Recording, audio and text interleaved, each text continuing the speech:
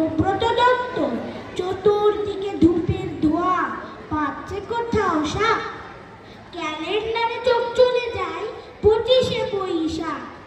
বোন বলল ঠাকুর পুজো, পাচ্ছে না তো ধাপ।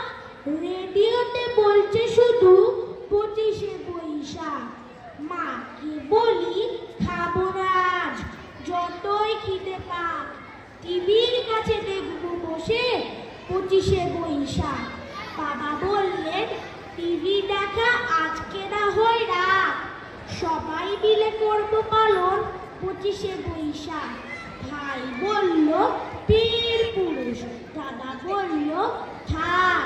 ভাগ্যে খোকা সঙ্গে ছিল 25শে বৈশাখ। দিনের আলো নিতে এলো, সূর্যি বাজায় শাখ। প্রতিদিনই হোক না শুরু 25শে বৈশাখ। নমস্কার।